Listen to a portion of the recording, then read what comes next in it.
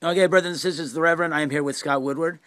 And we're going to take a look at Scott's new in-ears. These are the Futuresonics mg6 Pro Absolutely. in-ear monitors. Well, let's show them the case first, and we'll talk about this a little bit. Case. It's a nice little pelican case, hard. You can throw it against the wall. Nothing's going to break.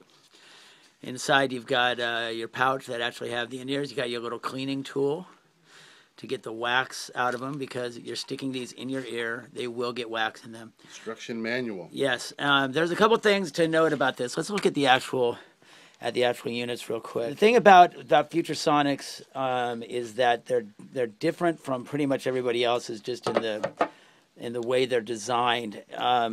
They use a dynamic driver. Bottom line is, what that means is there's basically a little miniature speaker in there. Most everybody else uses armatures, which are little vibrating arms that push a membrane.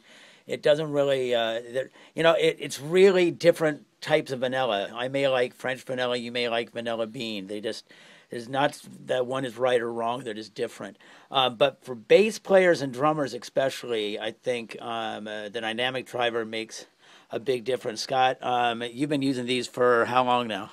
I think I've had these at least, let's just say 4 months. Okay, and you used other in-ears before this. Yes, I've had all the standard stock ones that come with the units, the custom in-ear molds. Yeah, but those were armatures, not the dynamic driver before. Exactly. And what kind of difference did you notice? Well, it took me a little while to get used to it. But what I did notice is a huge difference in volume at lower volume, if that makes sense. More right. In other words, you don't have to turn it up. Volume. Exactly. Right. In order to get that feel out of them.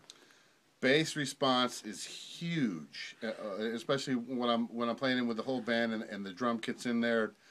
I have everything at a really good volume with no distortion. Big bottom end. And let me ask you this: do you walk off a gig with your ears ringing? Never. Yeah. And I'll use them for gigs when it's really loud, or gigs when it's really quiet and I can't have the monitors up loud. So I can have these and I can have them up loud to hear in my head, or if the band's really cranking, I don't have to go home deaf. Okay, yeah. Now, the one thing that everybody bitches about with custom in-ears is they're not cheap.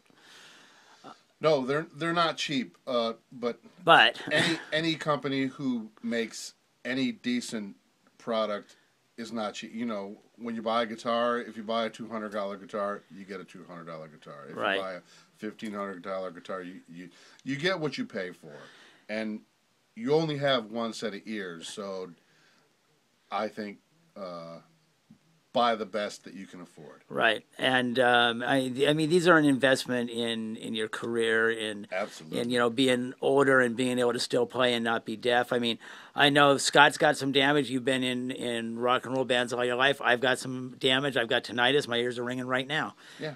But this kind of helps things. Well, when I started, there was no monitors. I didn't know what monitors was.